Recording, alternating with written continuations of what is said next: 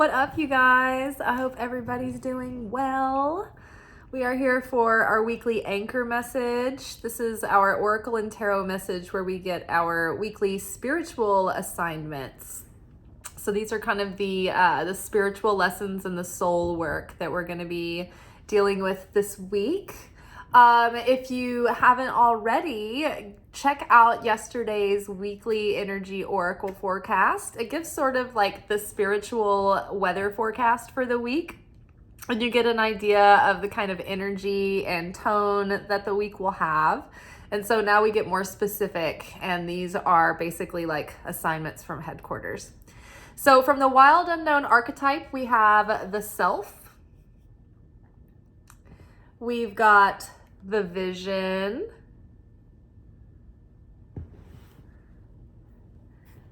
And we've got the shaman. Don't you just love the art on these cards? I love these cards. Underneath the self, we've got the Hierophant.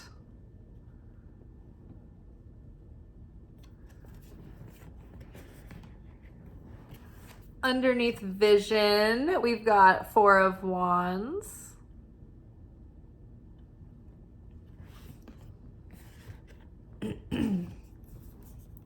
And underneath shaman, we've got Wheel of Fortune.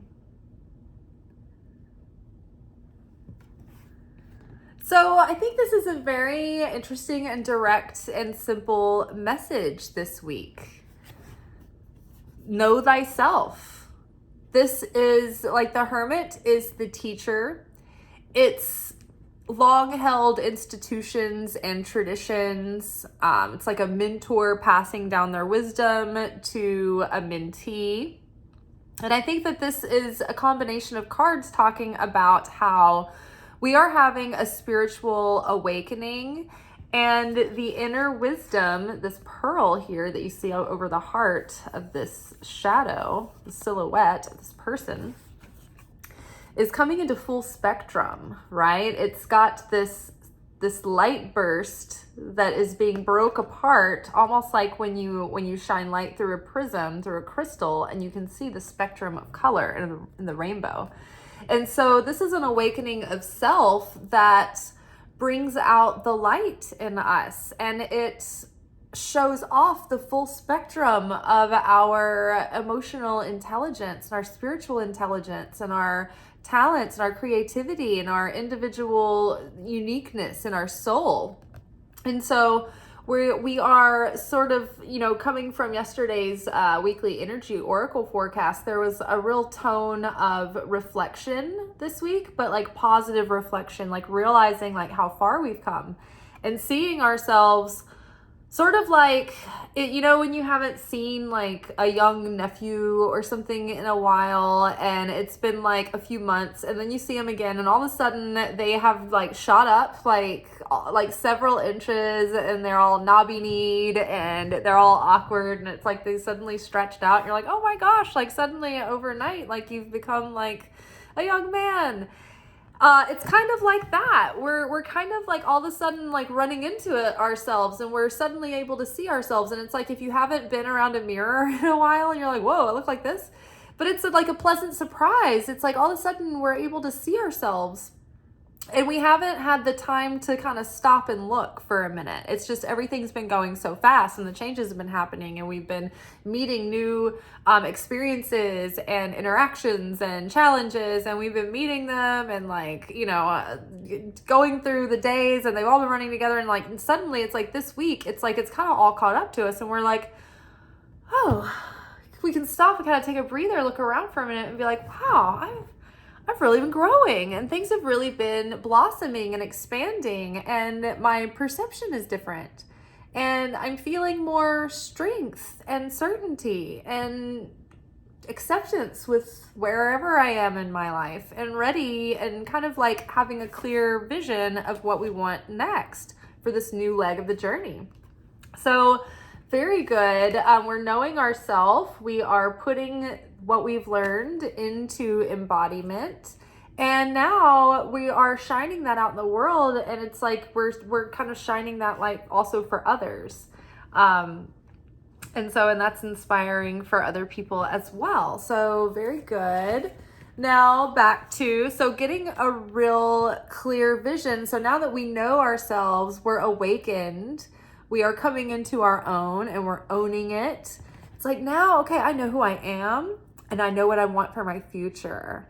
I know what I want my future to look like. I know what fills my heart up with fulfillment and satisfaction and love. And so it's like, this represents the vision, is like when you think about your destiny and that dream version of your life where you have, you're in your best health and your highest confidence and you're glowing and your dreams are coming true and you're surrounded by the friends that you love and a romantic partner that's supportive and fully there, and all's well with your family and everything's good and everything just feels like it's in its right place.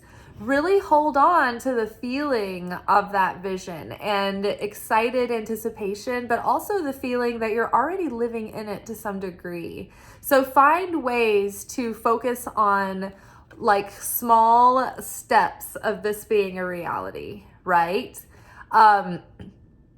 If you are like, for instance, this is like a kind of a superficial example, but if you can manifest small versions of your dream on the way there, you can take steps to manifest them like in bigger ways.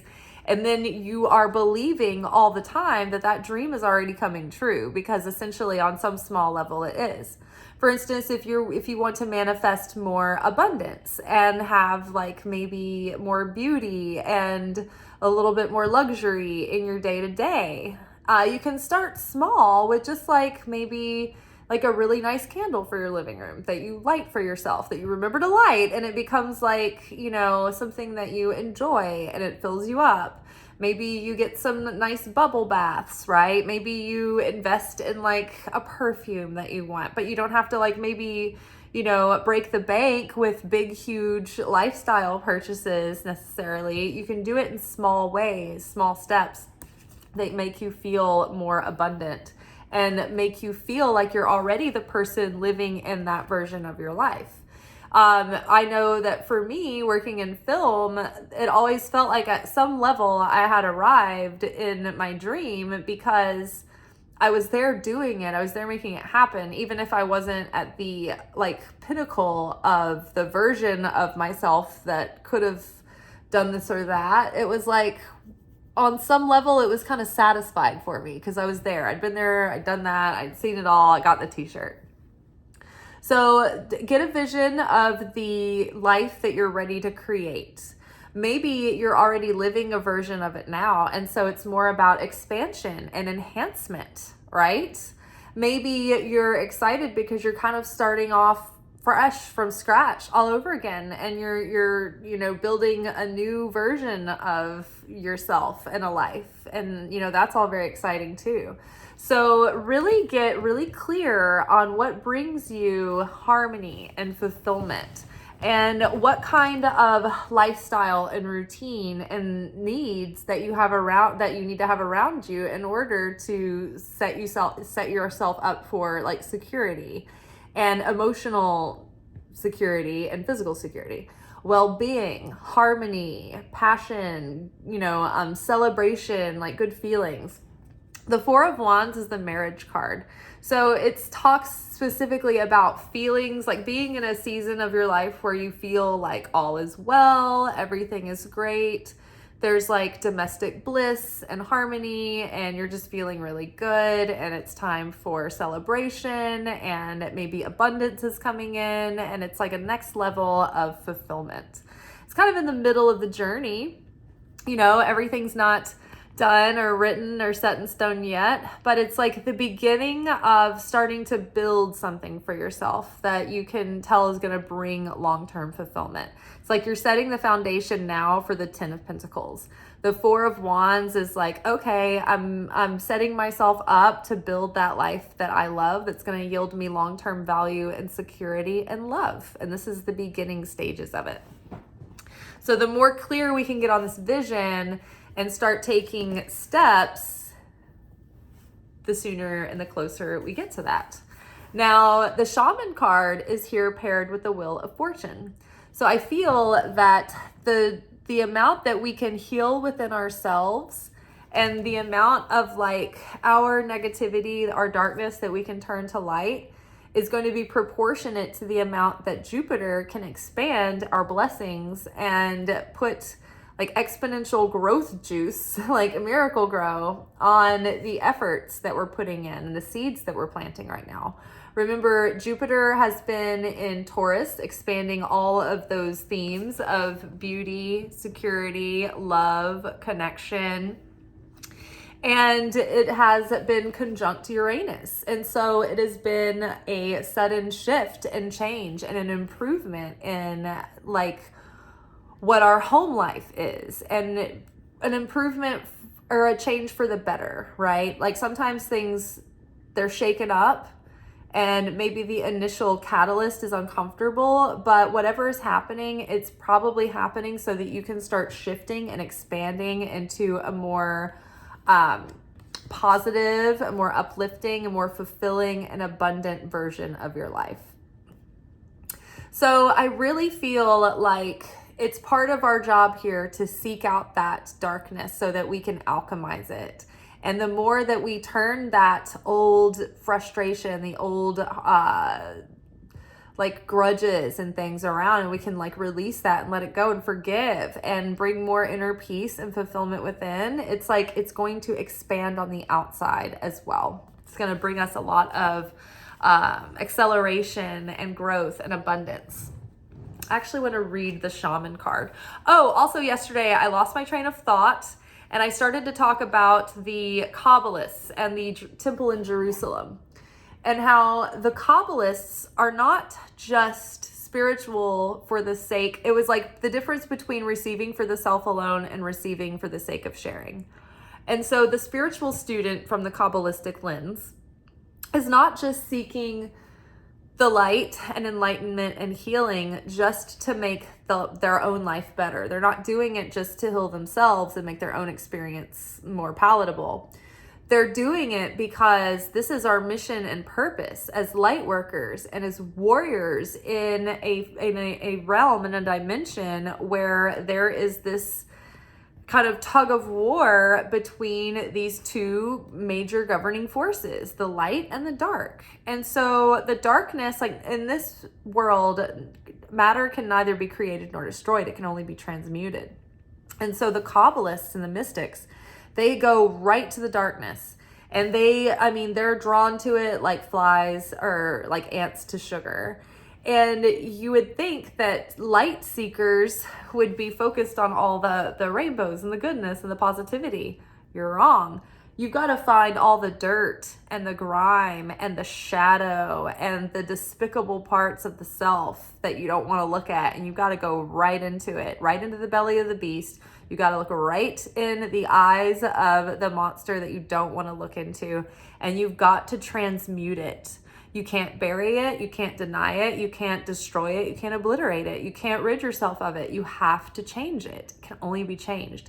And so that is how we alchemize. That's how we are turning lead into gold. But that is what the shaman does. It's the Death Eater. And many times we help others do this as well. It's like we have this talent or this ability where the veil is thin with our soul, with those parts of our being that act as portals to the other realms.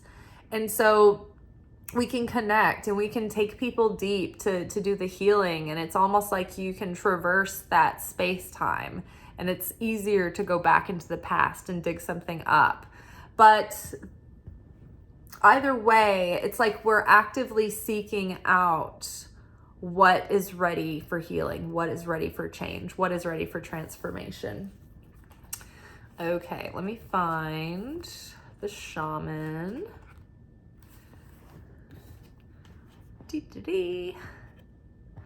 Okay, the Magi, the sorcerer, the medicine woman. 3 archetypal ingredients constitute the shaman, and all must be present in order to reveal its magic. First, the shaman is activated by long-standing and diligent study, the mentor. Here we go. The mentor is here. Second, its orientation is generously and accurately aimed toward the healing of the self. The self. The other and the culture.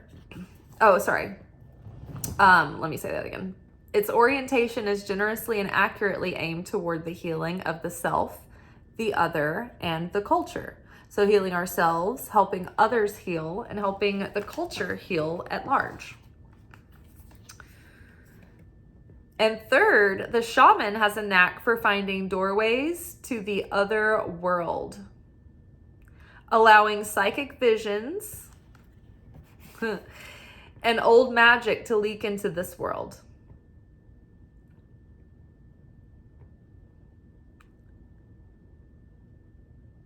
And third, the shaman has a knack for finding doorways to the other world, allowing psychic visions and old magic to leak into this world, the unseen. In this way, the shaman is a master who bridges the everyday and the sacred, revealing potent power needed desperately in our time. Yet where there is power, there is shadow. So the shaman must be vigilant in studying their darkness. That's what reminded me to tell you guys that next part, the part about the part from yesterday that I forgot. So the shaman must be vigilant in studying their own darkness. This card reminds us that the force of healing is ultimately not our own, but must shape it and share it with the world. But we must shape it and share it with the world. So, right. So the aim is not to receive for the self alone, but for the sake of sharing. We're not healing for the sake of the self alone, just so we'll have a nicer life and we'll have less anxiety and we'll have better relationships. We're healing because not only do we want to make the better place by making ourselves a better person that's able to show up in the world better and serve the world better, but on a cosmic scale, on an esoteric level, like these scales in the background here that I have, when we do that healing work, we take the density and darkness from the side of the opponent, from the side of darkness, and that matter goes over onto the side of light. And so that is pushing the cosmic edge. Like, we are shifting the balance of light and dark in the world when we do the healing. And so we're doing it for not only ourselves, but for the whole of the whole self that we all are together. It's pushing mankind forward. It's expanding the consciousness of all of mankind when we do that. So this card reminds us that the force of healing is ultimately not our own. We must shape it and share it with the world. When light, fearless student and practitioner. When dark, overpromises, blames, hurts self and others. To go deeper, read Black Elk Speaks and Michael Tucker's Dreaming with Eyes Open. Contrary to popular belief, the shaman archetype appears in every vocation. Teachers, directors, surgeons, politicians, and poets are just a few of the faces that the shaman may wear. The shaman can't be rushed. Working with this archetype requires study and perseverance. Think of it like brining or marinating. The content must permeate every fiber of its being. So I'm really happy with this. I think that this week is like very reflective. It's very like, oh wow, I'm really having this awakening of self. I'm having a new level of clarity about my vision, about the direction I need to take and what I need to do and who I need to be in order to get there, the structure that I did put in place for myself. I understand what is going to yield me more fulfillment, and I'm ready to elevate into that version of myself that can create that life, that can yield me that fulfillment, right? Rising above our fates and claiming our destiny. It's like when we change that, shift that darkness within us, it's like little by little, our story starts aligning closer and closer to that higher version of ourself, right? And so this magic is happening. All these little gears are starting to turn on the inside. And as we, fine tune that vessel within, then our outer world starts to reflect that as well. And so I like this. It's like the gears, the little wheels of fate are turning with all of our efforts to heal ourselves and ultimately bring light from darkness. All right, you guys, yowza dowza. That is all for tonight. Tomorrow we will be back with our weekly manifestation message that we do on Tuesday nights. You may not see it till Wednesday morning, depending on how late my shift goes, but it'll be here waiting for you. All right, y'all, take care. Ciao.